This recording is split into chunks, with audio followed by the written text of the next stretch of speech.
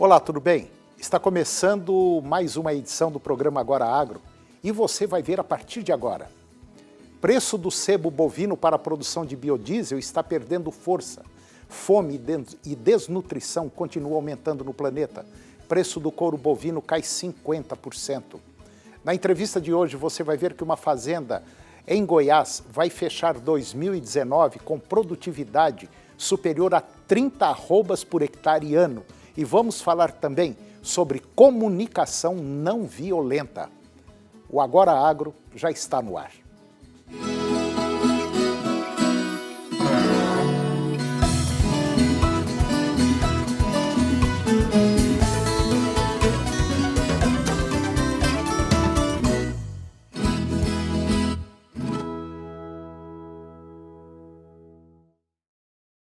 Aos poucos, o viés de baixa está perdendo força no mercado do sebo bovino. A valorização da soja e, consequentemente, de seus subprodutos, o óleo de soja, por exemplo, colabora com este cenário. Segundo o levantamento da Scott Consultoria, na região Brasil Central, o produto está cotado em R$ 2,00 o quilo, livre de imposto. Já no Rio Grande do Sul, o sebo bovino está cotado em R$ 2,15 na mesma condição. A expectativa é de que a maior demanda dê sustentação aos preços, pelo menos no curto prazo, ou menos limite as quedas. O relatório mundial sobre crise alimentar de 2017 revelou que a fome e a desnutrição continuam aumentando, com cerca de 108 milhões de pessoas em 48 países em risco ou grave insegurança alimentar.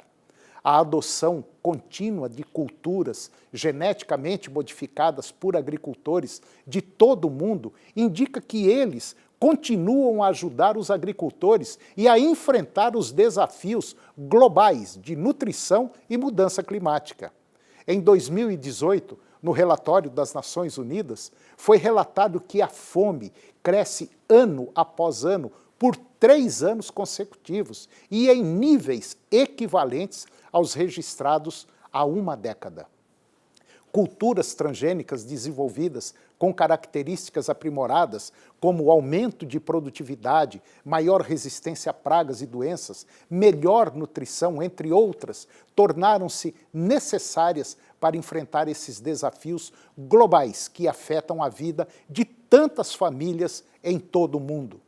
26 países, 21 em desenvolvimento e 5 industrializados, semearam 191 milhões de hectares de culturas geneticamente modificadas, o que excede o recorde de plantações em 2017 em 1,9 milhão de hectares. Representa um aumento de 113 vezes desde 1996. A tecnologia transgênica contribuiu para todas as facetas da segurança alimentar.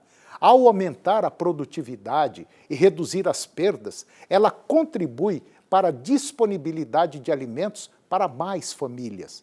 Permitiu que os agricultores melhorassem os seus processos e se unissem à moderna cadeia de suprimentos.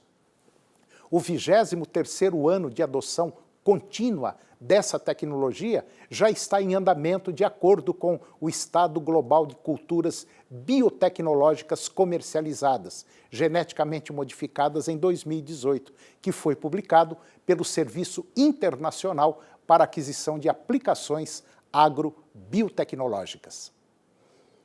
Segundo o levantamento da Scott Consultoria, na região Brasil Central, o couro verde bovino está cotado em 50 centavos o quilo, considerando produto de primeira linha. Na comparação anual, o preço do couro bovino recuou 50%. No Rio Grande do Sul, o couro verde comum está cotado em 80 centavos o quilo. Desde o início do segundo semestre, o produto teve desvalorização de 20%. Em ambas as regiões, observa-se negócios sendo efetivados abaixo da referência e, no curto prazo, a expectativa é de que os preços sigam andando de lado. Além do cenário pontual do mercado, em médio prazo, a maior utilização de produtos sintéticos para a fabricação de calçados limita a demanda por couros. E depois do intervalo, você vai ver que, com planejamento, a sua propriedade pode ter produtividade 4 vezes superior à média nacional. Vamos falar também sobre comunicação não violenta. É um minutinho só, nós voltamos já.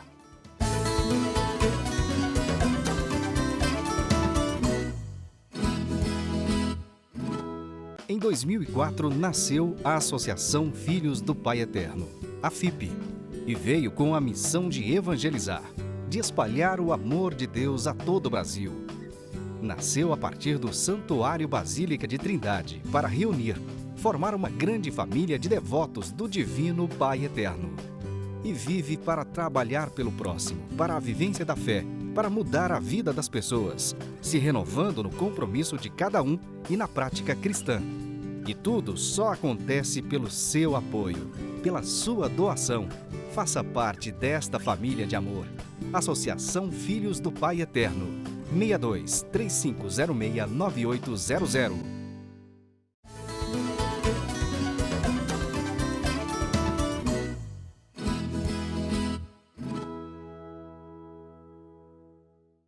Essa semana eu fiz uma reportagem sobre produção de carne, engorda de boi.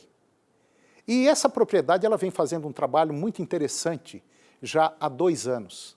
E esse ano de 2019, essa fazenda deve produzir por volta de 30 arrobas por hectare ano de carne.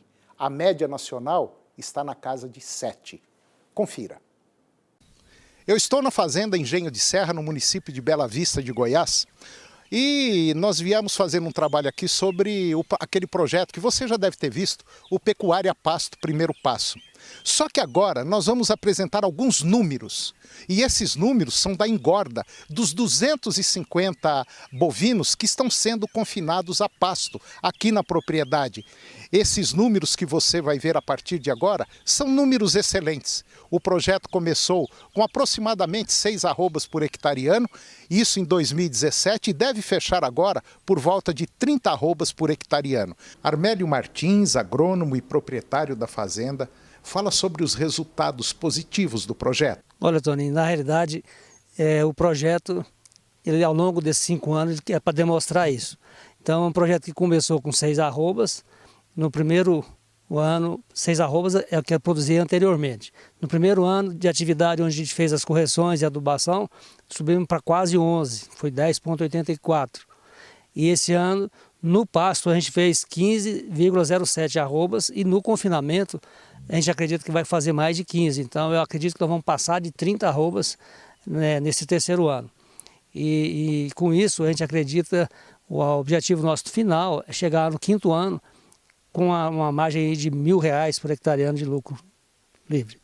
Bom, você já está quase chegando nos R$1.000 agora nessa segunda safra, né? Com esses animais confinados a pasto. Agora, Armélio, tem que fazer muita conta e parece que o pecuarista, de maneira geral, não gosta muito de fazer essas contas. No seu caso aqui, você parece que vai ter um resultado positivo. Inclusive, os animais parece que também já estão incluídos aí em cota Hilton, vai ter algum dinheirinho a mais pelo valor da arroba, né? Na realidade, eu acho que a pecuária esse ano está passando por muita dificuldade, né? As margens estão muito estreitas.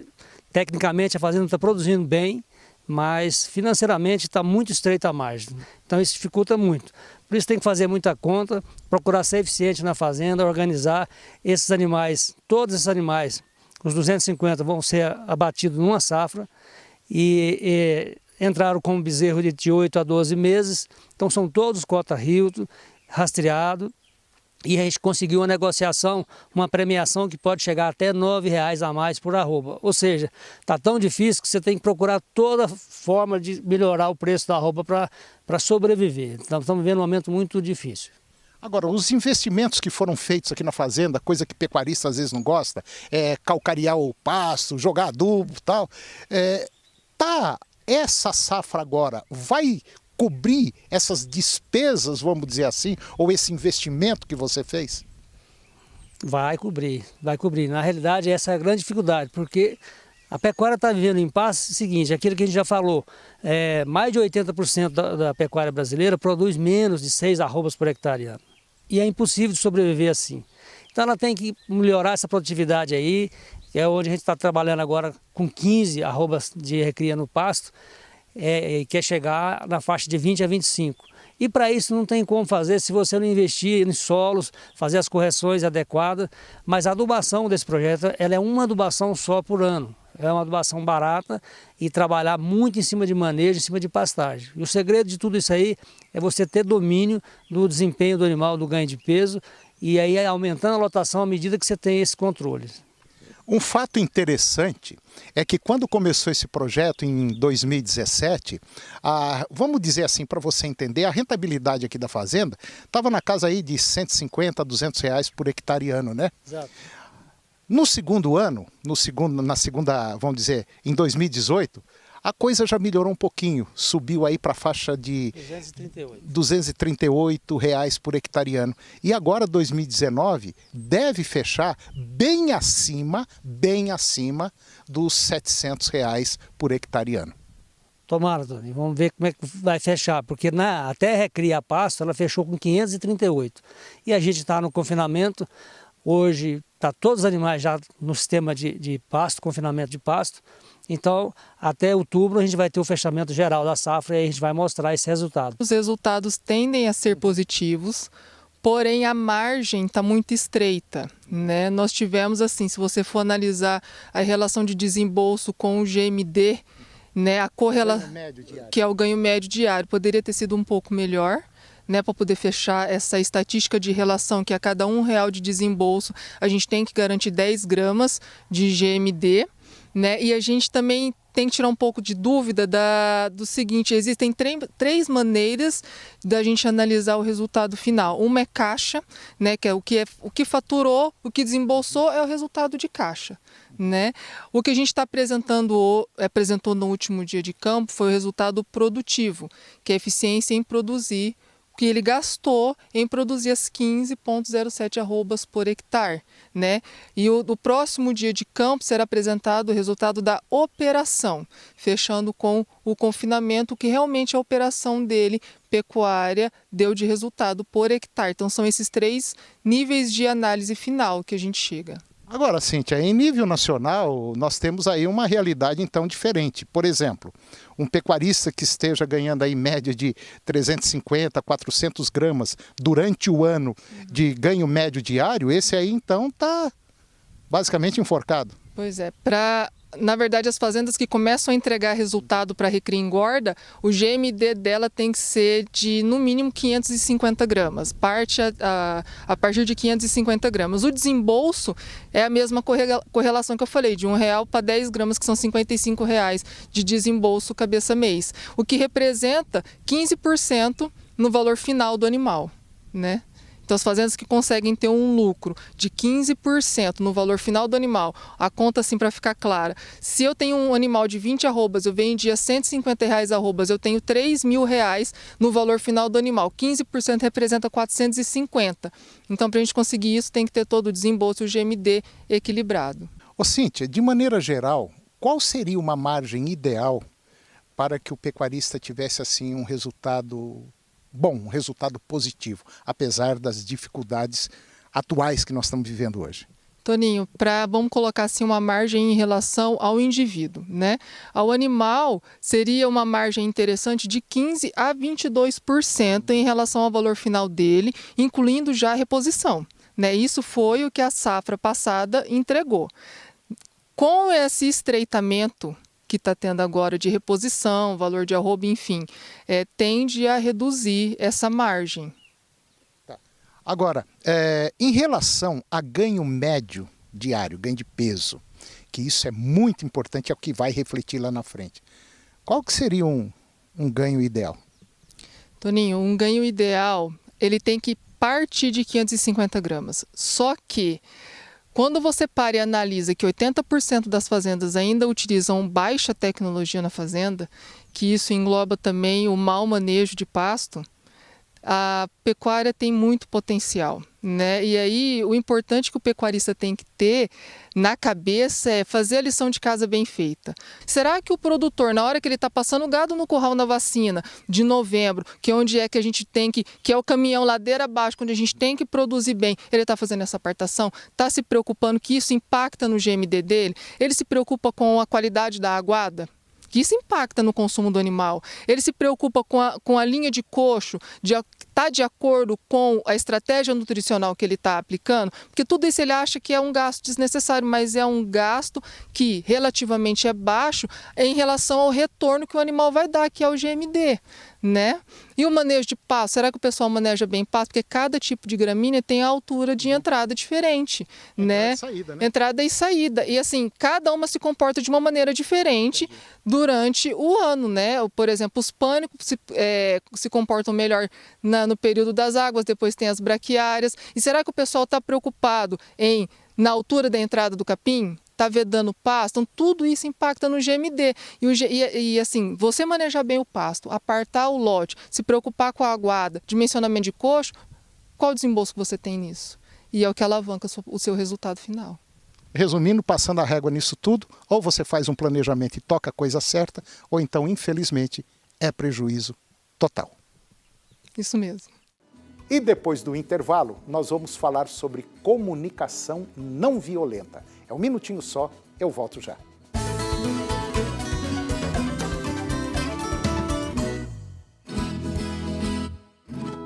Em 2004, nasceu a Associação Filhos do Pai Eterno, a FIP, e veio com a missão de evangelizar, de espalhar o amor de Deus a todo o Brasil. Nasceu a partir do Santuário Basílica de Trindade para reunir, formar uma grande família de devotos do Divino Pai Eterno. E vive para trabalhar pelo próximo, para a vivência da fé, para mudar a vida das pessoas, se renovando no compromisso de cada um e na prática cristã. E tudo só acontece pelo seu apoio, pela sua doação. Faça parte desta família de amor. Associação Filhos do Pai Eterno. 62 3506 9800.